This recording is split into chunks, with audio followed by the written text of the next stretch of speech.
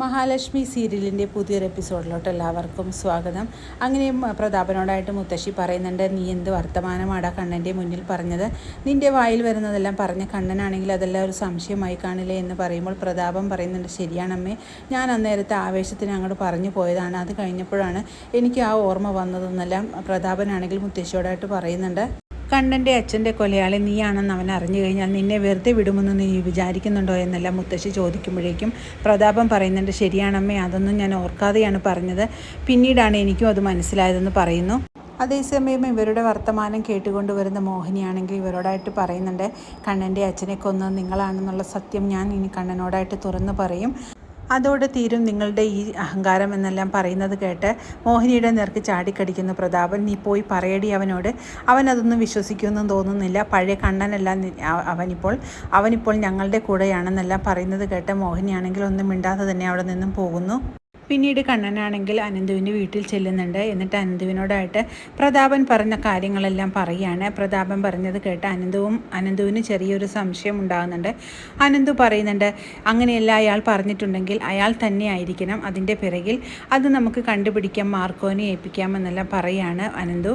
അതേസമയം കണ്ണൻ പറയുന്നുണ്ട്, അയാൾ അങ്ങനെ എന്നോട് അത്ര കാര്യമായിട്ട് പറയണമെന്നുണ്ടെങ്കിൽ അയാളായിരിക്കും ഇതിൻ്റെ പിറകിലെന്ന് എനിക്കും സംശയമുണ്ട്. അത് കേട്ട് ആ മുത്തശ്ശിയാണെങ്കിൽ അത് മാറ്റിപ്പിടിക്കാനായിട്ട് ശ്രമിക്കുന്നതായിട്ട് എനിക്ക് തോന്നി. അതുകൊണ്ട് ഇത് തന്നെയായിരിക്കും സത്യമെന്നാണ് എനിക്ക് തോന്നുന്നതെന്നല്ല കണ്ണൻ അനന്തുവിനോടായിട്ട് പറയുന്നുണ്ട്. ഇത് കേട്ടുകൊണ്ടുവരുന്ന ലേഖയാണെങ്കിൽ ഇവരോടായിട്ട് പറയുന്നുണ്ട്, അതിനെ ഒട്ടും സംശയിക്കേണ്ട കണ്ണേട്ട, അയാൾ തന്നെയായിരിക്കും ഇതിൻ്റെ പിറകിലെന്നെല്ലാം ലേഖയും പറയുന്നുണ്ട്. പക്ഷേ ഇതെല്ലാം കേട്ടുകൊണ്ടിരിക്കുന്ന മഹിക്കാണെങ്കിൽ ഇവരുടെ മുന്നിൽ വെച്ച് ആ സത്യം തുറന്നു പറയാനുള്ള ധൈര്യമില്ലാത്തതുകൊണ്ട് മഹി അത് മിണ്ടാതെ തന്നെ ഇരിക്കുകയാണ്. പിന്നീട് റൂമിലോട്ടെത്തുന്ന കണ്ണനോടായിട്ട് മഹി ആ സത്യം തുറന്നു പറയാനായിട്ട് ഒരുങ്ങുകയാണ്. എന്നിട്ട് കണ്ണേട്ടനോട് ആദ്യം തന്നെ ക്ഷമ ചോദിക്കുകയാണ് മഹി. ഞാൻ ഈ പറയാൻ പോകുന്ന കാര്യം കേൾക്കുമ്പോൾ കണ്ണേട്ടൻ എന്നെ വെറുക്കരുത്. കാരണം ഇതുവരെ മറച്ചു വെച്ചിട്ടുള്ള ഒരു സത്യം തന്നെയാണ് കണ്ണേട്ടനോട് ഞാൻ പറയാനായിട്ട് ശ്രമിക്കുന്നത്. അതുകൊണ്ട് കണ്ണേട്ടൻ എന്നെ ഒരു രീതിയിലും വെറുക്കരുതെന്ന് എനിക്ക് ഉറപ്പ് തരണമെന്നെല്ലാം കണ്ണനോടായിട്ട് മഹി പറയുന്നുണ്ട്. ഇത് കേട്ട് കണ്ണൻ ചോദിക്കുന്നുണ്ട്, എന്താണ് മഹി തനിക്ക് പറയാനുള്ളത്? താൻ എന്താണെങ്കിലും എന്നോട് എന്ന് പറയുകയാണ്. അന്ന് ആക്സിഡൻറ്റ് നടക്കുന്ന സമയത്ത് കരുണയുടെ അച്ഛൻ്റെ കൂടെ ഞാനും ഉണ്ടായിരുന്നു. ആ ആക്സിഡൻറ്റ് നേരിൽ കണ്ട ഒരു ദൃക്സാക്ഷി കൂടിയാണ് ഞാനെന്നെല്ലാം കണ്ണനോടായിട്ട് മഹി പറയുന്നുണ്ട്. ഇത് കേട്ട് കണ്ണൻ ആകെ വല്ലാതെയാകുന്നുണ്ട്. താൻ എന്താണ് മഹി പറയുന്നതെന്ന് ചോദിക്കുന്നുണ്ട്. അതേ കണ്ണേട്ടൻ്റെ അച്ഛൻ്റെ മരണത്തിന് പിന്നിൽ ആ കരുണയുടെ അച്ഛൻ തന്നെയാണ്. അത് പറയാനായിട്ട് ഒരുപാട് പ്രാവശ്യം ഞാൻ പറയാൻ ശ്രമിച്ചിട്ടുണ്ടെങ്കിലും എനിക്കത് പറയാനുള്ള ധൈര്യമില്ലായിരുന്നു. ഇപ്പോൾ കണ്ണേട്ടന് തന്നെ ആ ഒരു സംശയം ഉണ്ടായതുകൊണ്ട് മാത്രമാണ് ഇതിപ്പോഴെങ്കിലും പറയാൻ എനിക്ക് മനസ്സ് വന്നതെന്നെല്ലാം മഹി പറയുമ്പോഴേക്കും കണ്ണൻ പറയുന്നുണ്ട്, എന്താണെങ്കിലും തനിക്കിത് ഇച്ചിരി നേരത്തെ പറയാമായിരുന്നു.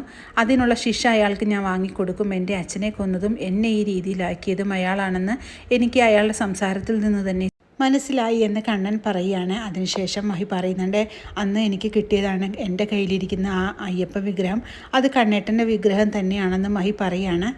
കണ്ണേട്ടൻ എന്നോട് പല പ്രാവശ്യം ചോദിച്ചിട്ടില്ലേ ആ വിഗ്രഹം താൻ എവിടെ നിന്നാണ് വാങ്ങിയതെന്നെല്ലാം.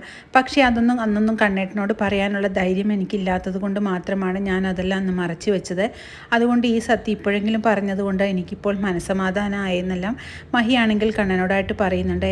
എന്നിട്ട് കണ്ണൻ്റെ തോളിൽ തലചായ്ച്ച് കിടന്നുകൊണ്ട് മഹി പറയുന്നുണ്ട്, ഈ ഒരു കാര്യം പറയാത്തത് കൊണ്ട് കണ്ണേട്ടൻ എന്നെ ഒരിക്കലും വെറുക്കരുതെന്നെല്ലാം മഹി വീണ്ടും ഓർമ്മപ്പെടുത്തുന്നുണ്ട്. ഇയാളെ ഈ ജന്മത്തിൽ എനിക്ക് ഒരിക്കലും വെറുക്കാൻ കഴിയില്ലടോ എന്നെല്ലാം പറഞ്ഞുകൊണ്ട് വളരെ സ്നേഹത്തോടു കൂടി തന്നെ ചേർത്ത് പിടിക്കുകയാണ് കണ്ണൻ. അങ്ങനെ വളരെ ത്രില്ലിംഗ് ആയിട്ടുള്ള ഒരു എപ്പിസോഡുകളാണ് ഇനി വരാനിരിക്കുന്നത്. ഈ റിവ്യൂ ഇഷ്ടമാകുകയാണെങ്കിൽ ലൈക്കും ഷെയറും സബ്സ്ക്രൈബ് ചെയ്ത് സപ്പോർട്ട് ചെയ്യണേ. പുതിയൊരു എപ്പിസോഡിനായിട്ട് നമുക്ക് കാത്തിരിക്കാം.